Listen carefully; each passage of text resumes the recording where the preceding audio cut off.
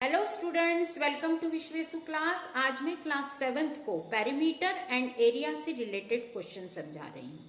ये जो क्वेश्चन है ये एनसीईआरटी के 11 चैप्टर से लिए गए हैं और आज मैं आपको 11.1 का क्वेश्चन नंबर 5 समझा रही हूँ। क्वेश्चन को समझाने से पहले मैं क्वेश्चन आपकी बुक से पढ़ूंगी और उसका सॉल्यूशन मैं आपको ब्लैक बोर्ड पर बताऊंगी।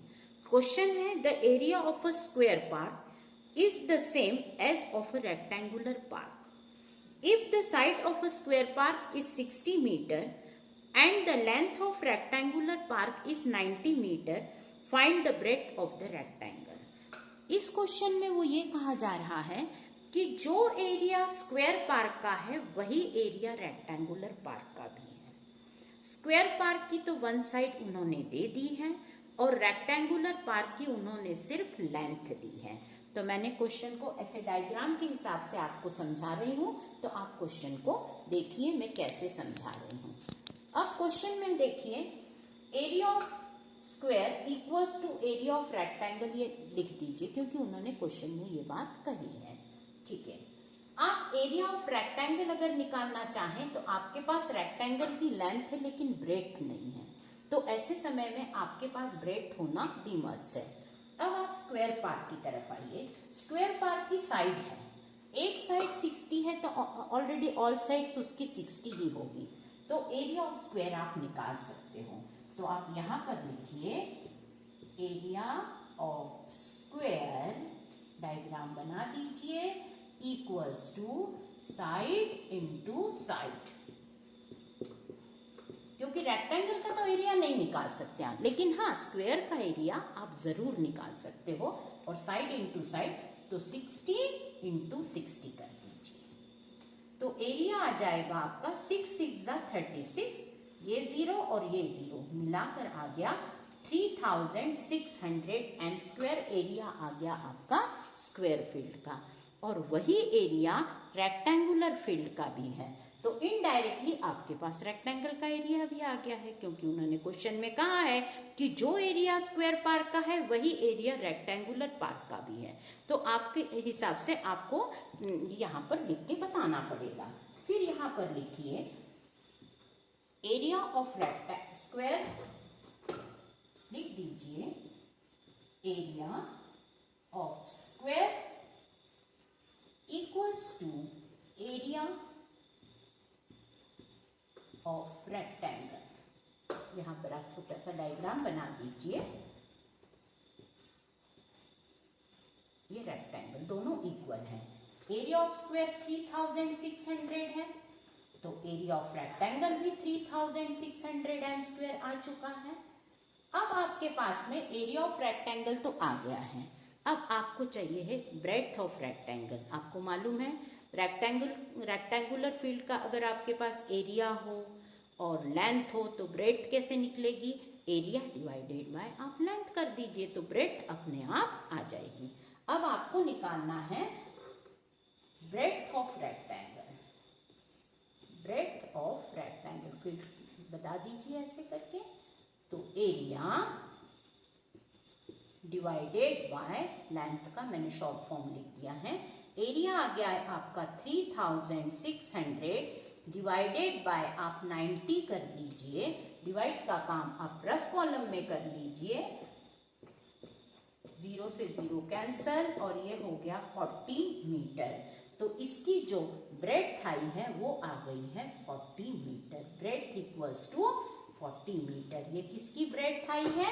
रेक्टेंगुलर फील्ड की। तो ये आपका आंसर बनेगा और आंसर को आप यहाँ पर लास्ट में शो कर दीजिए। Answer equals to breadth 40 metre. Unit लिखना मत भूलिए। ये तो क्वेश्चन नंबर हो गया 5th। अब मैं आपको क्वेश्चन नंबर 6 भी बताती हूँ कैसे करना है। क्वेश्चन को पहले आप तरीके से पढ़िए। जब तक आप क्वेश्चन को अच्छे से पढ़ेंगे नहीं तब तक आपको क्वेश्चन कभी समझ में नहीं आएगा। क्वेश्चन में क्या कहा जा रहा है इस बात की तरफ ध्यान देना आपके लिए बहुत जरूरी है। जितना आप ध्यान से क्वेश्चन पढ़ेंगे आपको गिवन में क्या है ये पता चल जाएगा और फिर आप जल्दी से क्वेश्चन कर सकते हैं। क्वेश्चन नंबर 6 है। क्वेश्चन नंबर 6 मैं आपको बता रही हूँ करते कैसे हैं। मैं पहले क्वेश्चन पढ़ूंगी और फिर उसका सॉल्यूशन मैं आपको बताऊंगी। क्वेश्चन नंबर 6 है, a wire is in the shape of rectangle, its length is 40 centimetre and breadth 22 centimetre. Rectangle की लेंथ और ब्रेथ दोनों दे दी गई हैं। If the same wire is rebent in the shape of square. यहाँ पर जब भी रिबेंड की बात होती है तो ध्यान रखना हम पेरीमीटर निकालते हैं, चाहे हम स्क्वायर फील्ड का निकालें चाहे हम रेक्टेंगुलर फील्ड का निकालें। यहाँ पर रेक्टेंगुलर फील्ड की लेंथ और ब्रेड्थ दोनों दे दी गई है, तो यहाँ पर हम रेक्टेंगल का एरिया नहीं निकालेंगे, यहाँ पर हम रेक्टेंगल का पेरीमीटर निकालेंगे। अब क्यों पेरीमीटर? क्योंकि यहाँ वर्ड रिबेंड दिया है, ये इस बात को इंडिकेट करता है कि आपको दोनों ही फील्ड का पेरीमीटर निकालना है। पर उन्होंने ये तो बता दिया है कि जो पेरीमीटर इनडायरेक्टली रेक्टेंगल का है वही स्क्वायर का भी है। तो लेंथ है रेक्टेंगल की 40 और सेंटीमीटर और ब्रेड्थ है 22 सेंटीमीटर। तो पहले तो मैं रेक्टेंगल का पेरीमीटर निकाल लूंगी, क्योंकि मेरे पास में रेक्टेंगल की लेंथ और ब्रेड्थ दोनों हैं। मैंने स्क्वायर का क्यों नहीं निकाला? क्योंकि स्क्वायर की कोई भी साइड मेरे पास नहीं है।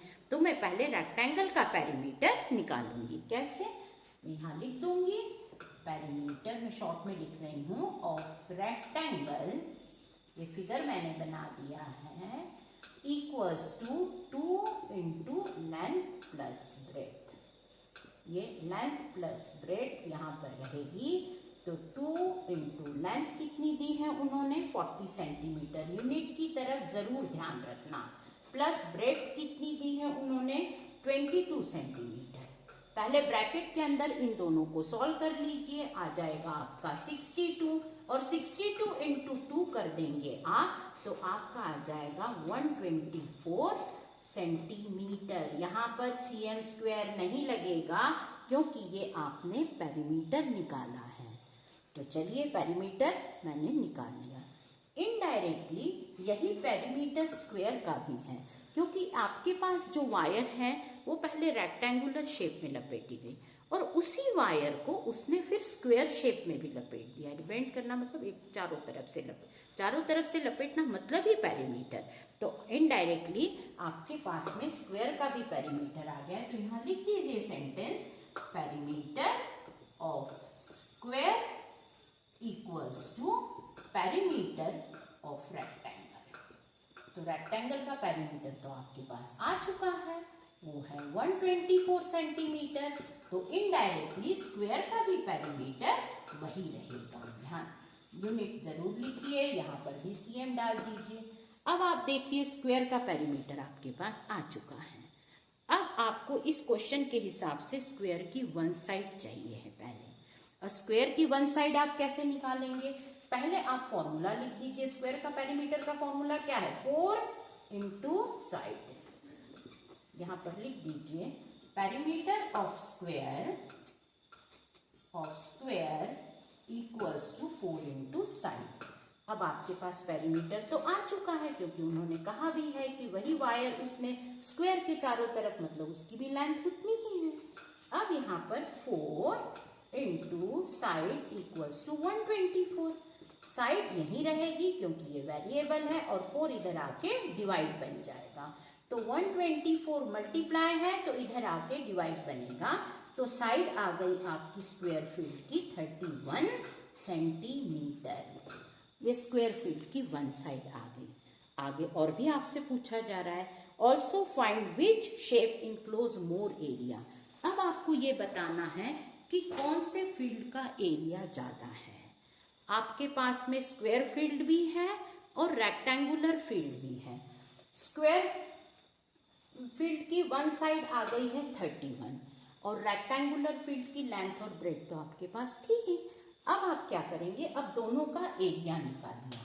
पहले एरिया निकाल लीजिए आप स्क्वायर फील्ड का, क्योंकि वन साइड 31 आ चुकी है आपको।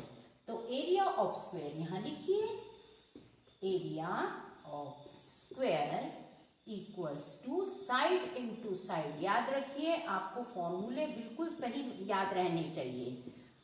जब तक आप फॉर्मूलों को ठीक से नहीं लिखेंगे तब तक आपका आंसर भी सही नहीं आएगा।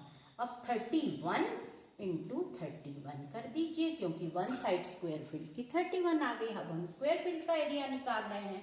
अब 31 इंटू 31 रफ में कर लीजिए आप। 1 जा 3 जा 3 1 जा 3 3 जा 9, तो 961 ये आ गया है equals to 961 cm square area आ गया है आपका स्क्वायर फील्ड का। ये तो आपने निकाल लिया। उसके बाद में अब आपको निकालना है area of rectangle. Area of rectangle भी निकाल लीजिए। एरिया ऑफ रेक्टेंगल, इसमें डायग्राम बना दीजिए आप यहाँ पर। एरिया ऑफ रेक्टेंगल इसमें थी 40 तो लेंथ थी और 22 आपकी ब्रेथ थी, सेंटीमीटर में थी।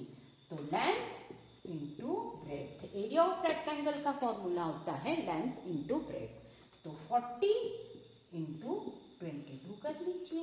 अब 40 इंटू 22 रफ में कर लीजिए आप।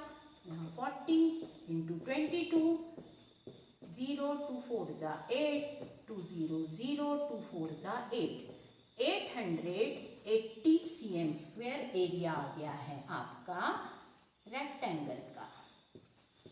किसका एरिया ज्यादा है? और एरिया ऑफ स्क्वायर आपका क्या आया था? 961 cm स्क्वायर। तो area of square is greater. तो यहां पर पूरा पहले लिख दीजिए, area of square equals to 961 cm square. Area of rectangle, area of rectangle equals to 880 cm square. Naturally आपका एरिया ऑफ स्क्वायर बढ़ा रहा है, तो आंसर लिख दीजिए, answer equals to area of square is greater. Area of square is greater, ये आपका answer बनेगा। तो चलिए, आज इस वीडियो में मैंने आपको 2 क्वेश्चन समझाए हैं। आप भी घर में इनकी प्रैक्टिस कीजिए। और हाँ, अगर आपको वीडियो पसंद आता है तो लाइक और सब्सक्राइब करना बिल्कुल मत भूलिए। Thank you.